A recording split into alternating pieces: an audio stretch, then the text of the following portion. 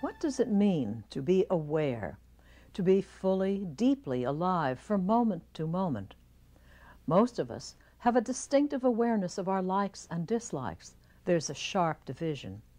But is it possible to just be aware, to leave like and dislike behind, and simply see things as they are?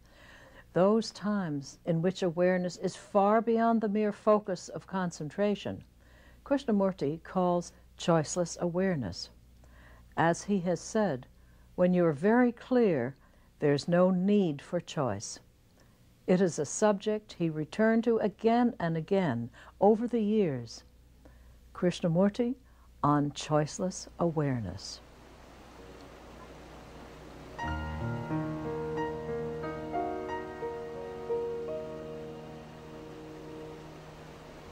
How do you look at this marvelous sight, the beauty of this place? What does it mean to you? Do you observe it, aware of it, without any choice, without any desire, just to observe the extraordinary beauty of the land? Or when we are aware, is there always a choice?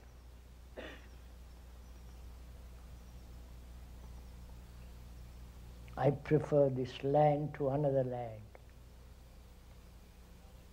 I prefer this valley to other valleys. So there is always memory and choice operating. And can one be aware without any choice at all, just to be aware of the extraordinary sense of the blue sky through the leaves, and just move with it all. You understand what I'm saying? So that there is no division between the outer and the inner. It's like a tide going out and coming in.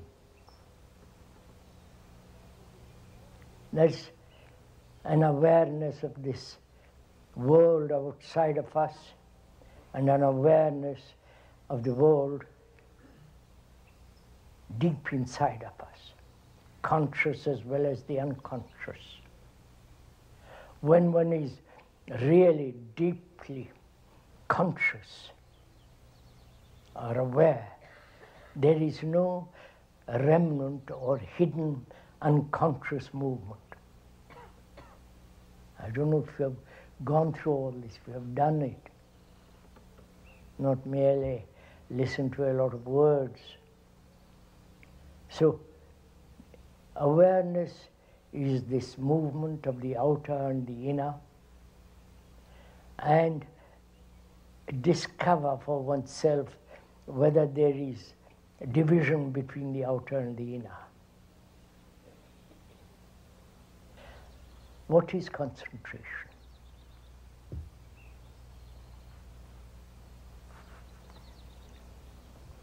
To concentrate upon a page, upon a picture, to concentrate all one's energy upon a particular point. in concentration, there is always the one who tries to concentrate. And in that concentration, there is an effort and control. So there is a controller and a controlled in concentration.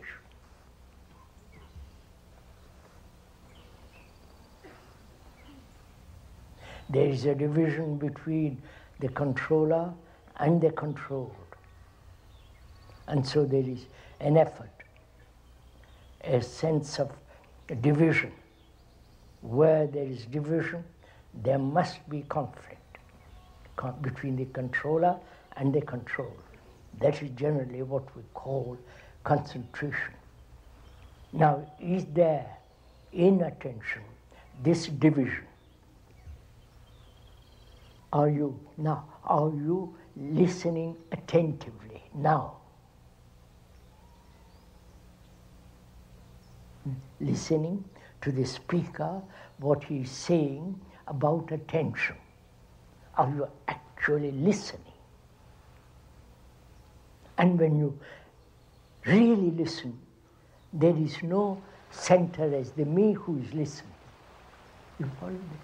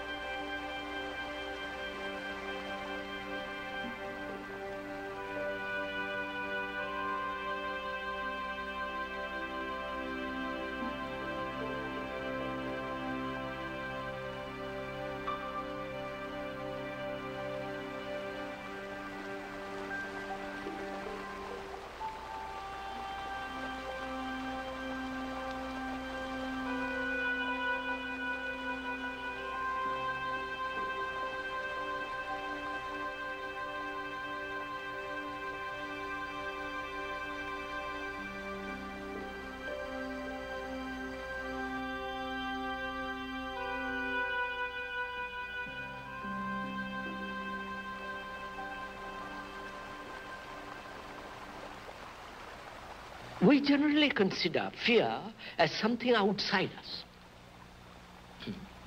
So there is this question of the observer and the observed. Now, is it possible to look at fear without the observer? So that you are completely in contact with it all the time. Being aware of fear without choice. Which means the choice implies the observer, choosing whether I don't like this, I like this. Therefore, the observer is, when the observer is absent, there is choiceless awareness of fear. All right. Right. Therefore, the word prevents being completely in contact with fear. Yes, yeah. Words can be a screen. Yes, that's all what we are saying. All right. So the word mustn't interfere. True, all right. We have to get beyond that. Beyond the word. Right. But is that possible to be beyond the word? Theoretically we say yes, but we are slave to words. Far too much so, yes. I mean, it's obvious, we are slave to words. All right. So the mind has to become aware of its own slavery to word. Realizing that the word is never the thing. Right. So the mind is free of the word to look. All right. That's all implied. Now, there is fear at the conscious level, which is one can understand fairly quickly. But there are the deeper layers of fear, so-called at the hidden parts of the mind. Yes. To be aware of that. Now you're talking about whether we can be explicitly aware of the full reach of mind. Yes, full content reach of the mind, which is both the conscious as well as the deeper layers. The totality of consciousness. Yes. And can we be explicitly aware of all of that? Of all of that. I'm not sure. I say it is possible. It is only possible when you are aware during the day what you say, the words you use, the gestures, the way you talk, the way you walk, what your thoughts are. To be completely and totally aware of all that. Do you think all of that can be before you in total awareness? Absolutely. When there is no condemnation and justification. When you are directly in contact with it. During the day, if you are aware of your thoughts, of your feelings, aware of the motives, all which demands a mind that's highly sensitive. It seems to me you're saying something like the key to doing this is a radical reversal in our point of view. It's as though we were prisoners straining at the bars for the light and looking for the glimpse of light we see out there and wondering how we could get out towards it, while actually the door of the cell is open behind us. If only we would turn around, we could walk out into freedom. So, surely, sir, in this is involved the everlasting struggle, conflict. Man caught in his own conditioning and straining, struggling, beating his head to be free. So, and again, we have accepted, with the help of religions and all the rest of the group, that effort is necessary. That's part of life. To me, that is the highest form of blindness, of limiting man to say you must everlastingly live in effort. And you think we don't have to? Not I think. It is. So it's not a question of thought.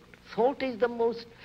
All right. Let's delete those two words and just say we don't have to. But to live without effort requires the greatest sensitivity and the highest form of intelligence. You don't just say, well, I won't struggle and become like a cow. Right. But one has to understand how conflict arises, the duality in us.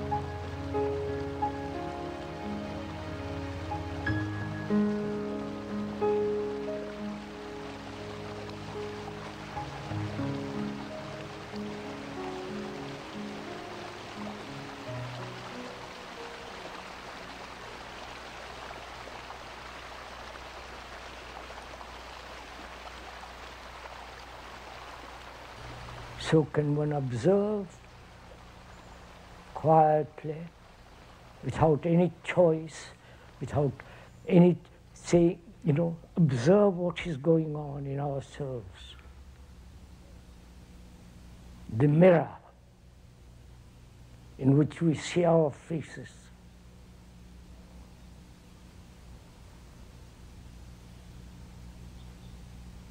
How you comb your hair, how you brush your teeth, how you shave or do your face up, and so on.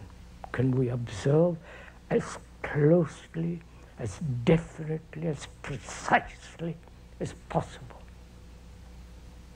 without any distortion.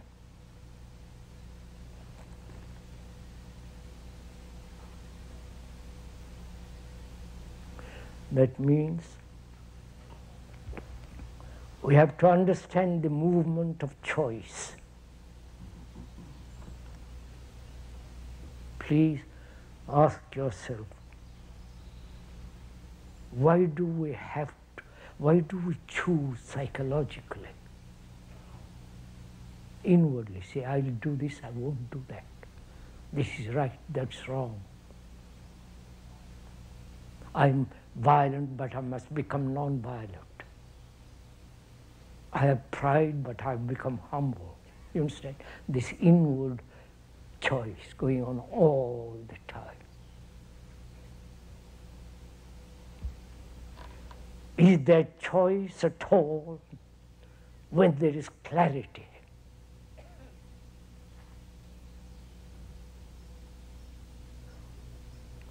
So we're asking, why is there this choice in us, apart from the choice of things?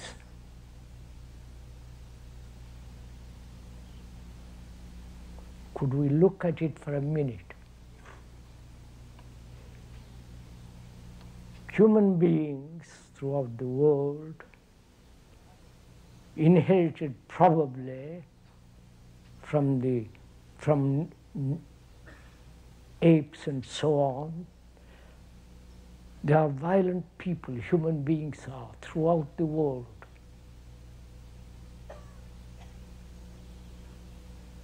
And he says he realizes what is happening through violence, not only in himself, collectively. He says that let us be non-violent, let's practice non-violence, let's talk about non-violence, let us use that instrument politically, and so on. This has been one of the things that India has produced, non-violent, not only India, but others have talked about it long before. So, you are violent, if I'm violent at all, we are violent. And then we say, I will become non-violent, which is a choice, isn't it? Where there is separation in my thinking, I can separate thought from action. I think one thing and say other thing. Think one thing and act another way.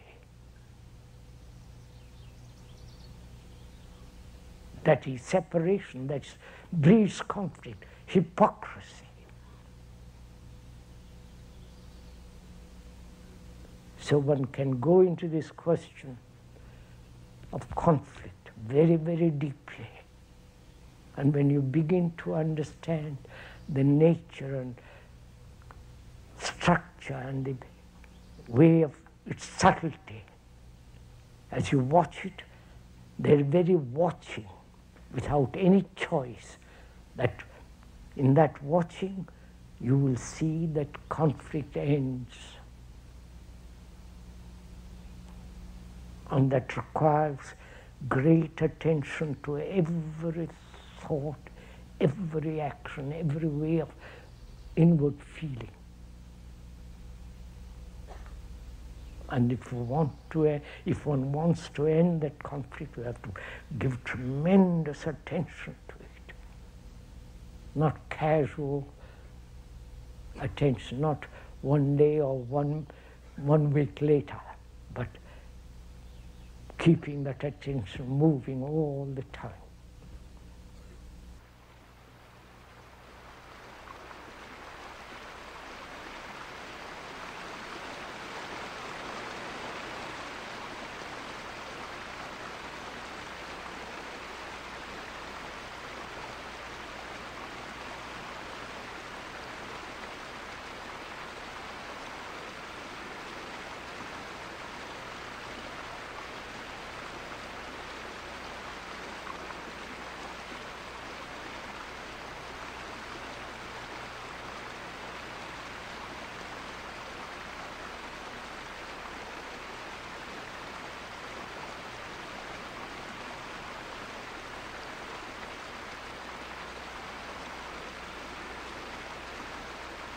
Yes, sir, you tell me be aware. I'm blind. I think that's an elephant. How am I? You follow my question, sir? I am blind. And I want to see light. And you say, be aware of that blindness. I say, yes. What does it mean? Awareness, mindfulness, attention. How do you discriminate of these? I would say, sir. Different, yes. I would different, say. yes. These three: awareness, mindfulness, and attention. I would say attention, awareness in which there is no choice. Right. Just to be aware. When choice enters into awareness, there is no awareness. Right. And choice is measurement, division, and so on. Right. So awareness is without choice, just to be aware. Yes. Say, I don't like, I like this room. That's right. All that has ended. Yes. Right. Attention. To attend. In that attention, there is no division.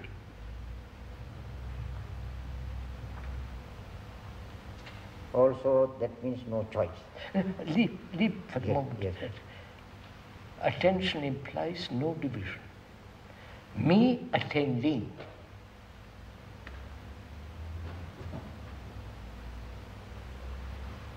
And so it has no division, therefore no measurement, and therefore no border. One can be aware of what kind of dress you have.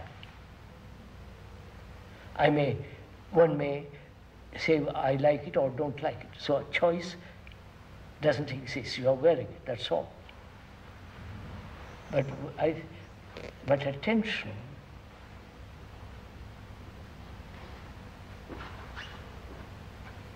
in that there is no attender, one who attends.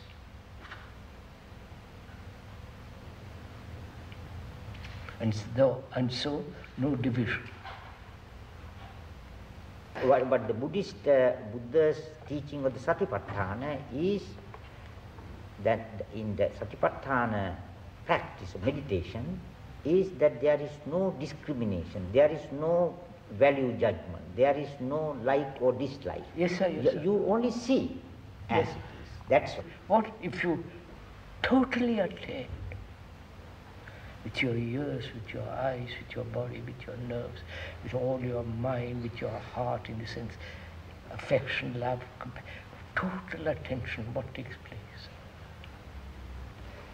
Of course, what takes place is an absolute revolution, internal, and complete revolution. What is the state of such a mind that is completely attentive?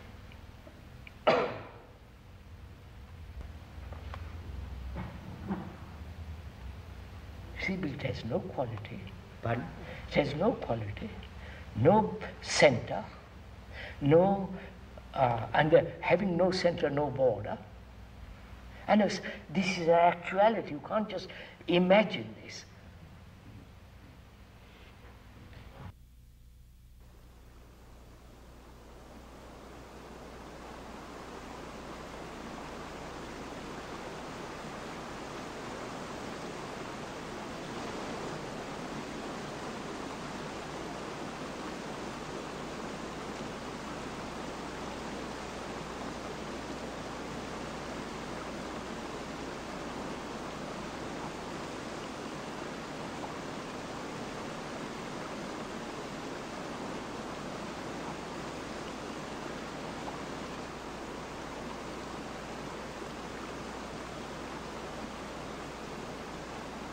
If you are aware, not say, well, I'm aware, but I don't like that shirt. It's too blue.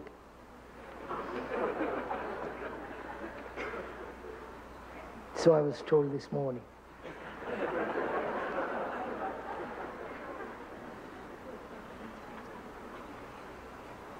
So are we aware in that sense, without choosing, a choiceless awareness?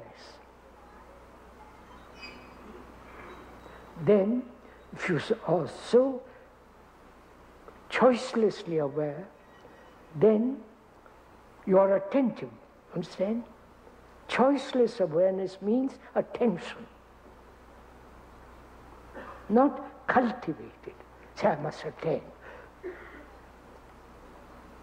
But becoming aware of the trees, the birds, the balloons going up the mountains, the light on the clouds, the evening, the moonlight and so on. Watching, aware of all this, and your reaction to all this. And by not responding, not choosing, I like this, I don't like that. It's mine, it's yours. You follow? Just to be aware. From that choiceless awareness, there is attention. Right? Attending with your eyes, with your ears, with your nerves, with all your being. So the quality of attention and the quality of inattention, not attending, are two different things. Where there is inattention, there is choice, unawareness, lack of attention. Then the recording process goes on. The old habit is established. But when there is attention, the old habit is broken. You got it? Will you do it? That's the fun, not just listen to a lot of words, but if one actually puts, not into action, see the truth of it.